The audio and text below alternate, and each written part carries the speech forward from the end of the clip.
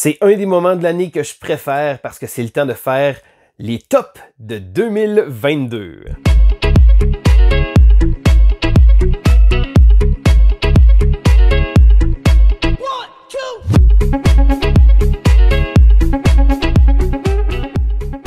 Bonjour et bienvenue à l'école du jeu. Mon nom est Sylvain et on se retrouve pour la première vidéo de cette série, les tops de 2022. Parce que oui, lorsqu'une année se termine, c'est le fun de passer en revue un peu les jeux qu'on a joués et pouvoir partager nos expériences ludiques. J'ai choisi de le faire avec plusieurs top 6 dans différentes catégories que je vais vous expliquer éventuellement parce que mon but est vraiment de vous parler du plus de jeux possible. Bon, cette année, en 2022, et là je me base sur 2022, l'année sur BGG, ce qui veut dire que Ark Nova est techniquement un jeu de 2021. Donc, je me base vraiment sur BGG avec les jeux que j'ai joués de 2022. Donc, ça a été mon élément de pouvoir de sélection. J'ai joué à peu près 60 jeux différents, comme je disais, et c'est justement sur ces différents jeux-là que je vais vous parler. Donc, la première vidéo que je veux aborder est mon top 6 des jeux que j'ai pas joué. Parce que bon, il y en a une tonne qui sont sortis. J'ai pas eu l'occasion de jouer à tous ceux-là, loin de là, et j'ai décidé de sélectionner aussi certains titres. Donc, dans ici la catégorie des jeux qu'on verra pas, puis ça c'est vraiment juste parce que je sais qu'il y a des gens qui vont se poser des questions à savoir pourquoi j'en aurais pas parlé dans toutes mes plusieurs tops, mais il y a des jeux qui m'intéressent un peu moins. C'est probablement des super bons jeux, mais les jeux, je sais pas, ça donnait pas, comme Oathsworn. Oathsworn est un jeu avec grosse miniature, vraiment impressionnant. ISS Vanguard, autant que je voudrais aimer les jeux de campagne, il faut que je sois honnête avec moi, j'ai pas l'occasion d'en jouer beaucoup, puis d'ailleurs j'ai un jeu qui vient prendre un peu sa place. Aussi Weather Machine, désolé, je suis pas un fan de Lacerda. Je sais que Lacerda produit de grands jeux qui sont très très appréciés. Weather Machine fera pas partie de ceux-là. Et finalement, j'ai pas joué non plus à Twilight Inscription, un jeu qui m'intriguait, mais après ça, je me suis dit, bon, j'ai eu de très très bons commentaires, mais je sais pas, j'ai pas eu l'occasion d'y jouer. J'ai pas eu la volonté de vouloir l'acheter pour pouvoir y jouer. Peut-être bien que c'est une raison pour laquelle il sera pas là. Aussi, je veux passer des mentions honorables de ceux-là. Toujours pour faire du name drop de jeux, des mentions honorables sur un paquet d'euros qui sont sortis vers la fin de l'année, des jeux qui m'intéressaient, que j'avais sur mon radar, mais quand ils sont arrivés, j'ai comme, ok, je suis en train de jouer à d'autres choses, je sais pas, c'est pas des jeux que j'ai décidé de me lancer pour pouvoir les acquérir. Des jeux comme Lacrimosa, que je regardais beaucoup, je n'avais entendu parler en bien, Terracotta Army, qui vient juste d'arriver, ou Tile Tom aussi, Tile Tom, un jeu de la série des euros hantés. Donc ça, c'est des jeux que j'ai pas joués, qui sont arrivés, ça n'a pas donné. Mon hype meter a baissé peut-être un petit peu trop. Il y a aussi Sabika et Woodcraft, qui sont des jeux qui étaient sur ma liste que je regardais, mais les jeux sont pas encore arrivés, donc malheureusement, ils feront pas la liste. Mais là, c'est bien beau de vouloir de citer un paquet de jeux. On est ici pour écouter un top. Donc, je vous propose mon top 6 des jeux que je n'ai pas joués. Numéro 6. En 6e place, c'est le jeu Revive. Alors, Revive est un jeu de la compagnie Aporta Games qui avait produit dans le passé un jeu qui s'appelle Automania que j'avais bien aimé. Il y avait aussi fait Santa Maria, puis quelques autres jeux comme ça. Donc, c'est une compagnie qui sort pas énormément de jeux, mais quand ils en sortent, je suis quand même curieux. C'est un jeu que j'ai hâte qu'il arrive. J'ai pas toutes lu les règles encore. J'ai écouté quelques vidéos. C'est un jeu qui me semble très, très intéressant. J'ai hâte qu'il arrive celui-là, puis je pense qu'il va arriver en boutique. Je vais me dépêcher d'aller en chercher une copie pour pouvoir l'essayer. D'ailleurs, c'est la raison pour laquelle il est en numéro 6. Numéro 5. En 5e place, c'est le jeu Starship Captains. Starship Captains est un jeu d'exploration spatiale, mais un peu côté léger. Donc, il y a vraiment un gros look et un gros visuel avec Star Trek. Donc, c'est vraiment un jeu qui donne un peu le tempo et on va devoir gérer un équipage. Donc, on va avoir un vaisseau spatial comme ça. C'est un jeu qui, pour beaucoup de monde, je sais qu'il y a des gens qui ont dit qu'ils ont été déçus, mais je pense que les gens s'attendaient peut-être à un jeu plus costaud que ce qui est. C'est un jeu qui est relativement léger et pour moi, j'ai aucun problème avec ça. J'aime ça des jeux qui sont plus faciles d'accès parce que c'est plus facile à sortir, puis on peut y jouer plus souvent.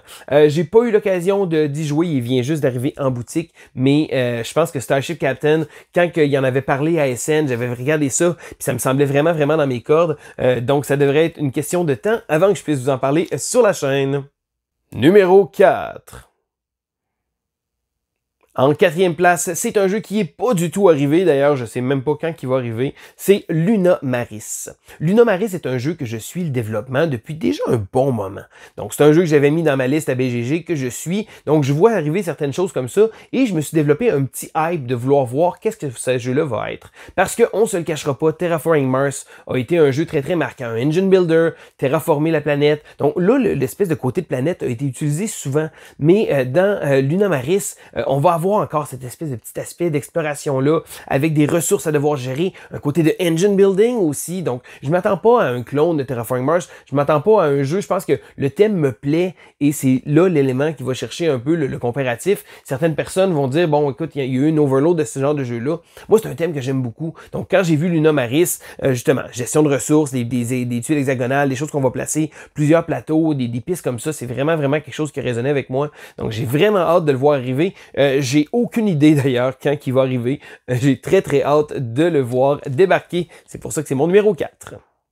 Numéro 3. En troisième place, c'est un jeu que j'ai backé sur Kickstarter, qui n'est pas encore arrivé, mais qui devrait le faire sous peu. C'est le jeu Autobahn. Alors, Autobahn est un jeu qui, je pense que visuellement, me plaisait beaucoup. Les éléments, c'est un Kickstarter, j'avais participé. Je trouvais que le jeu avait beaucoup de belles choses, donc c'est une espèce de pick-up and deliver, on va devoir essayer de livrer, donc il va y avoir les autoroutes en Allemagne, et je pense que le thème un peu me résonnait pour ça. J'ai des amis qui ont joué, j'ai des amis qui l'ont mis en vente déjà, Caro, je suis surpris, donc j'ai pas eu encore l'occasion d'y jouer, certaines personnes commencent à le savoir, je vais avoir ma copie, j'ai vraiment hâte de l'essayer. Je pense que je vais pouvoir vous donner mon opinion dans les prochaines semaines, sûrement. Donc, beaucoup de jeux de cette liste-là, c'est des jeux que, justement, là, mon hype meter est resté quand même assez élevé. Pour Autobahn, j'ai bien hâte de voir ce que le jeu a à nous offrir. Numéro 2.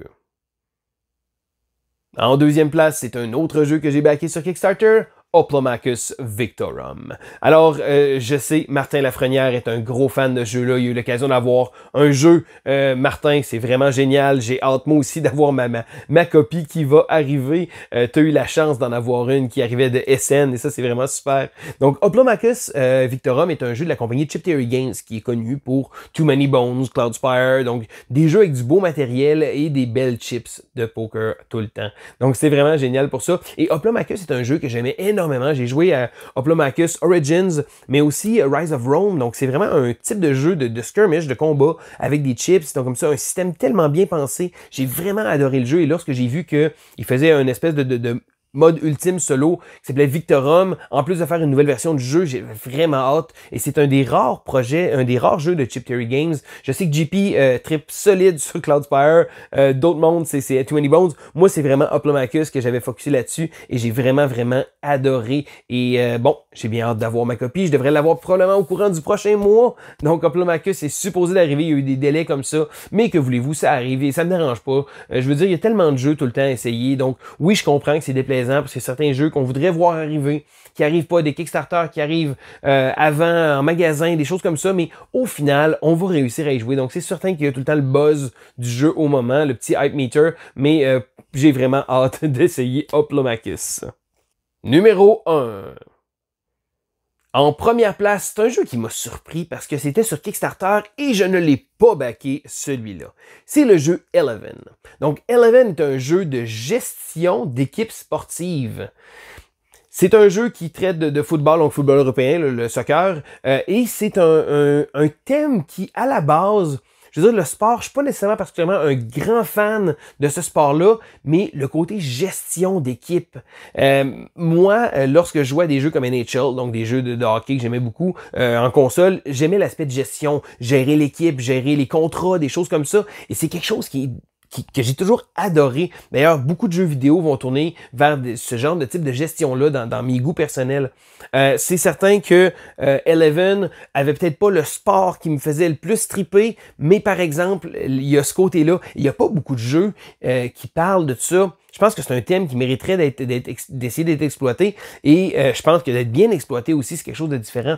Eleven, j'ai entendu de très bons commentaires, j'ai vraiment hâte de l'essayer. C'est certain que si un jour un jeu sort sur le football américain ou sur le hockey avec cette espèce de concept-là, j'ai vraiment hâte de l'essayer, parce que cet aspect-là de de la gestion sportive, de la gestion d'équipe sportive, c'est quelque chose qu'on voit pas très souvent. Puis pour avoir fait un top qui parlait des jeux de sport, c'est assez limité comme créneau. Donc oui, le jeu est plus axé vers l'aspect de gérer les contrats, puis les joueurs, puis les affaires comme ça. Mais il y a aussi là, des petites parties qui vont être un peu simulées pour faire justement agrémenter ce jeu-là.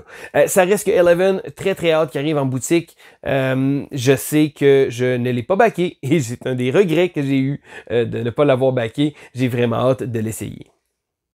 Et voilà, ça fait le tour de mon top des jeux que je n'ai pas joué. Donc, pas grand contenu, pas grand chose à dire par rapport à ces jeux-là. J'avais quand même beaucoup de jasettes. Mais je veux savoir, vous, est-ce qu'il y a des jeux dans cette liste-là que vous avez joué? Je veux savoir votre avis dans les commentaires. Aussi, je veux savoir quel jeu que vous n'avez pas joué encore. Donc, des jeux que votre hype meter est encore assez élevé, qui date de 2022, que vous n'avez pas eu la chance. C'est toujours une belle occasion de pouvoir découvrir une tonne de jeux. D'ailleurs, dans les semaines qui arrivent, je vais vous proposer d'autres top 6 avec différents sujets. Donc, je vais parler, bon, des extensions, des nouvelles versions de jeux. Je vais vous parler des jeux grand public, les jeux qui m'ont surpris, les jeux qui m'ont déçu aussi. Puis je vais continuer avec probablement un grand top des jeux de 2022. Donc c'est toujours une belle occasion pour pouvoir justement discuter avec vous par rapport à ça et de pouvoir découvrir un paquet de jeux absolument super. Donc c'était Sylvain pour l'école du jeu et on se dit à la prochaine!